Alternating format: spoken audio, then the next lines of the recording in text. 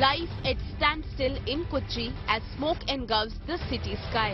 Now, keeping in mind the health concerns, the District Collector Renu Raj announced a holiday today for students till class 7 in 7 civic body areas. Now, the locals, on the other hand, have been directed to not venture out of their houses, and those stepping out due to emergencies have been urged to wear masks. Now, this precautionary measure by the authorities came to fore as a toxic smoke continues to engulf the Ernakulam skies. നമസ്കാരം sir. സാറിൻ്റെ ആദ്യത്തെ ചോദ്യം എന്ന് വെച്ച് കഴിഞ്ഞാൽ, നമ്മുടെ ഈ plastic എന്ന് പറയുന്നത് പെട്ടെന്ന് മണ്ണിലൊന്നും അലിയില്ല, വെള്ളത്തിലും അലിയില്ല, പെട്ടെന്ന് അലിയാത്തൊരു വസ്തുവാണ്. അതിങ്ങനെ പ്രകൃതിക്ക് ഒരു ദോഷം വരുന്നത് എങ്ങനെയാണ്? അതെങ്ങനെയാണ് അതിനൊക്കെ ദോഷമായിട്ട് വരുന്നത്? ഒറ്റ വാക്കിൽ നമുക്കൊരു സെയിങ് ഉണ്ട്, സയൻസിൽ നമ്മൾ പറയും there is no such plastic as safe plastic.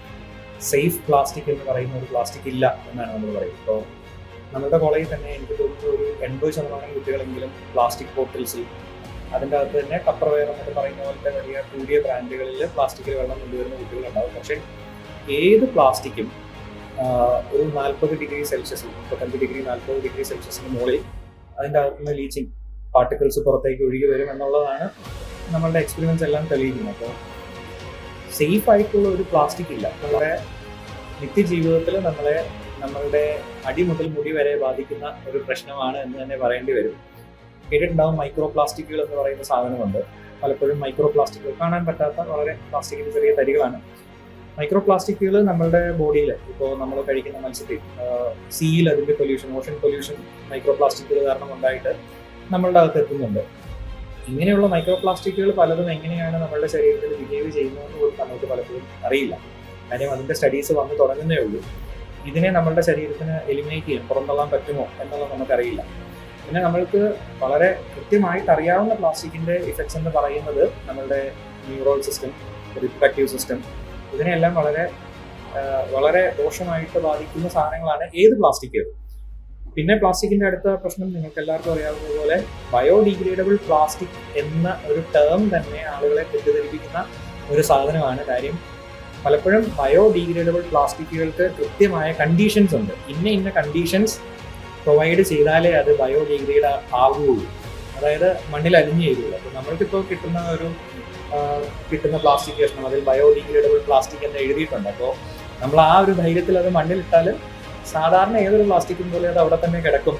വളരെ സ്പെസിഫിക് ആയിട്ട് ഇത്ര ഹ്യൂമിഡിറ്റി, ഇത്ര ഹീറ്റ്, ഇത്ര പ്രഷർ, അത് കിട്ടിയാൽ മാത്രമേ അത് ഡീഗ്രേഡ് ചെയ്യുള്ളൂ. അപ്പോൾ ഒറ്റ വാക്കിൽ പറഞ്ഞാൽ there is no such thing as safe plastic എന്ന് തന്നെ പറയേണ്ടി വരും. Plastic. It's everywhere. On our beaches, in our oceans, in our water, in the air, and now in us. No matter how remote the spot, you'll find it. But it hasn't been here long. Plastic was born after World War II, and the waste has massively multiplied since the new millennium. Almost everything we buy is wrapped in plastic, wrapped in more plastic, pushed out by consumer corporations, in partnership with chemical corporations and our old friend, fossil fuel. Because as shiny and clean as it looks, plastic is oil. But that's not a problem if we just recycle. Right? അപ്പം നമ്മളിപ്പം ഉപയോഗിക്കുന്ന സ്ഥിതിക്ക് ഇത് recycle ചെയ്യണോ, അല്ലെങ്കിൽ plastic ഇത് ഉപയോഗിക്കാതിരിക്കാനും പറ്റില്ലല്ലോ. അപ്പോൾ ഇനിയിപ്പോൾ ഉപയോഗിക്കുമ്പോൾ തന്നെ അതിനെ സംസ്കരിക്കാനോ അല്ലെങ്കിൽ റീസൈക്കിൾ ചെയ്യാനോ വല്ല വഴിയുണ്ടോ? പ്ലാസ്റ്റിക് പലതും നമ്മളുടെ പെട്രോളിയം പ്രൊഡക്റ്റുകളാണ്. ഈ പെട്രോളിയം പ്രൊഡക്റ്റ് നമ്മളുടെ ജീവിതത്തിൽ എല്ലായിടത്തും, മരുന്നുകൾ മുതൽ നിത്യജീവിതത്തിലെ ബാക്കി പല പ്ലാസ്റ്റിക്കുകൾ നമുക്ക് ഒഴിവാക്കാൻ പറ്റാത്ത ഡ്രസ്സുകൾ, എല്ലായിടത്തും പ്ലാസ്റ്റിക്കിന്റെ സാന്നിധ്യമുണ്ട്. പക്ഷേ പ്ലാസ്റ്റിക് ഒഴിവാക്കുന്നതിനുള്ള ഏറ്റവും പ്രധാന മാനദണ്ഡം എഡ്യൂക്കേഷൻ, അറിവ് എന്നുള്ളത് മാത്രമാണ്. ഇപ്പോൾ നമ്മൾ തന്നെ പലപ്പോഴും പറയുന്ന ഏറ്റവും നല്ല എക്സാമ്പിളാണ് കേരളത്തിൽ ജീവിക്കുന്ന മലയാളി പ്ലാസ്റ്റിക് വലിച്ചെറിയും. പുറത്തുപോയി ഒരു ഡെവലപ്ഡ് കൺട്രിയിൽ ചെന്ന് കഴിഞ്ഞാൽ അത് ഇടേണ്ട സ്ഥലത്ത് കൃത്യമായിട്ട് ഇടാൻ മലയാളിക്ക് അറിയാം, അല്ലെങ്കിൽ ആർക്കും അറിയാം. പിന്നെ ലോക്കൽ സെൽഫ് ഗവേണിംഗ് ബോഡീസ്, തദ്ദേശ സ്വയംഭരണ സ്ഥാപനങ്ങളുടെ അല്ലെങ്കിൽ ഗവേണിംഗ് ബോഡീസിന്റെ ഏറ്റവും വലിയ ഒരു ഡ്യൂട്ടി എന്ന് പറയുന്നത് പ്ലാസ്റ്റിക്കിന്റെ സംസ്കരണം എന്ന് പറയുന്നത് തന്നെയാണ്, അല്ലെങ്കിൽ മാലിന്യ സംസ്കരണം എന്ന് പറയുന്നത് തന്നെയാണ്. പക്ഷെ നമ്മളുടെ ഇന്ത്യയിൽ, പ്രത്യേകിച്ച് കേരളത്തില്, ഗവൺമെന്റുകൾ എത്രത്തോളം അതിലേക്ക് വളർന്നിട്ടുണ്ട് എന്നുള്ളതിൽ നമ്മൾക്ക് എല്ലാവർക്കും വളരെയധികം സംശയമുണ്ട്. നമ്മൾ തന്നെ കാണുന്നതാണ്, കൊച്ചിൻ സിറ്റിയുടെ അടുത്താണ് ഏറ്റവും പൊല്യൂട്ടഡ് ആയിട്ടുള്ള സ്ഥലങ്ങളെല്ലാം ഉള്ളത്. പലപ്പോഴും അതിന്റെ ഉത്തരം എന്ന് പറയുന്നത് മാലിന്യം വളരെ പെർഫെക്റ്റ് ആയിട്ട് സംസ്കരിക്കാൻ പറ്റും എന്നുള്ളത് തന്നെയാണ്. അതിന് ഇന്റർനാഷണലി അക്സെപ്റ്റഡ് ആയിട്ടുള്ള പ്രോട്ടോകോൾസ് ഉണ്ട്, മെത്തേഡ്സ് ഉണ്ട്. നമ്മളുടെ മുമ്പിൽ ഇപ്പൊ തന്നെയുണ്ട് ഒരു 2 യൂറോപ്യൻ രാജ്യങ്ങളെങ്കിലും യൂറോപ്പിൽ നിന്ന് മൊത്തം ബാക്കിയുള്ളവർക്ക് കാശ് കൊടുത്ത് വേസ്റ്റ് വാങ്ങുന്ന 2 രാജ്യങ്ങളെങ്കിലും ഇപ്പൊ നമ്മളുടെ മുമ്പിലുണ്ട്. അവർക്കത് വേസ്റ്റ് എന്ന് പറയുന്നത് അവരുടെ രാജ്യത്തുണ്ടാക്കുന്ന വേസ്റ്റ് തികയാതെ വന്നിട്ട് അവരപ്പുറത്തെ രാജ്യങ്ങളിൽ നിന്ന് അങ്ങോട്ട് കാശ് കൊടുത്ത് വേസ്റ്റ് വാങ്ങി അത് യൂട്ടിലൈസ് ചെയ്യുന്ന രാജ്യങ്ങളുണ്ട്. അപ്പോ നടക്കുമോ എന്ന് ചോദിച്ചാൽ നടക്കും എന്ന് തന്നെയാണ് ഉത്തരം. പക്ഷെ ഈ പറയുന്ന പോലെ റീയൂസ്, റെഡ്യൂസ്, റീസൈക്കിൾ 3 R ആണ് അതിൻ്റെ അകത്തെ ഏറ്റവും പ്രധാനപ്പെട്ട 3 Rs എന്ന് പറയുന്നതാണ് അതിന്റെ golden rule. Reuse, reduce, recycle. അപ്പോൾ ഇത് 3ഉമാണ് പ്ലാസ്റ്റിക് കുറയ്ക്കാനുള്ള ഏറ്റവും നല്ല മെത്തേഡ്സ് എന്ന് പറയുന്നത്.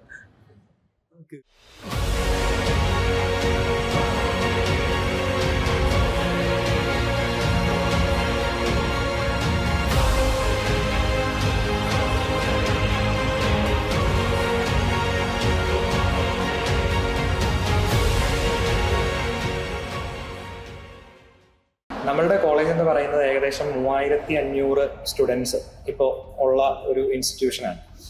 അപ്പോൾ നിങ്ങളെല്ലാവരും ഒരു സെമസ്റ്ററിൽ എത്ര പേന യൂസ് ചെയ്യുന്നുണ്ട്? എത്ര പേന ഒരു സെമസ്റ്ററിൽ യൂസ് ചെയ്യുന്നുണ്ട്? ചുമ്മാ ഒരു ആവറേജ് നമ്പർ പറഞ്ഞാൽ മതി. 2 മിനിമം ഉണ്ടാവുമല്ലോ. സത്യം പറഞ്ഞു കഴിഞ്ഞാൽ 2 കൂടുതലും മിനിമം നമുക്ക് 2 എന്നെടുക്കാം. ഒരു സെമസ്റ്ററിലാണ്. അപ്പോൾ ഒരു സെമസ്റ്ററിൽ നമ്മൾ വലിച്ചെറിഞ്ഞ് കളയുന്ന പേന നമ്മൾ 2 യൂസ് ചെയ്യുന്നുണ്ട്.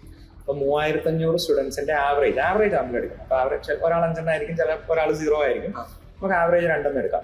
3500 സ്റ്റുഡൻസ് നമ്മൾക്ക് ഒരു തരത്തിലും യൂസ് ചെയ്യാൻ പറ്റാത്ത പ്ലാസ്റ്റിക്, അതായത് മണ്ണിൽ കിടക്കുന്ന വേറെ നമുക്കൊന്നും ചെയ്യാൻ പറ്റാത്ത, ഇപ്പോഴത്തെ നമ്മളുടെ കണ്ടീഷനിൽ ഒന്നും ചെയ്യാൻ പറ്റാത്ത പ്ലാസ്റ്റിക് വേസ്റ്റ് 7000 പേനകൾ നമ്മൾ എറിഞ്ഞ് കളയുന്നുണ്ട് ഒരു സെമസ്റ്ററിൽ. അപ്പൊ നമ്മളുടെ കോളേജ് മാത്രം ഒരു കൊല്ലം 14000 പേന അങ്ങനത്തെ എറിഞ്ഞ് കളയുന്നുണ്ട്. 14,000. അപ്പോൾ നമ്മളുടെ ഈ ഒരു 1 കിലോമീറ്റർ റേഡിയസിൽ എത്ര സ്കൂളുകൾ ഉണ്ടാവും, എത്ര എഡ്യൂക്കേഷൻ ഇൻസ്റ്റിറ്റ്യൂഷൻ ഉണ്ടാവും, പ്രൈവറ്റ് എഡ്യൂക്കേഷൻ ഇൻസ്റ്റിറ്റ്യൂഷൻസ് ഉണ്ട്. ഇവരെല്ലാവരും കൂടെ തള്ളുന്ന 1 കിലോമീറ്റർ റേഡിയസിലെ പേന മാത്രം ആ ബൾക്ക് എമൗണ്ട് ഒന്ന് ആലോചിച്ച് നോക്ക്.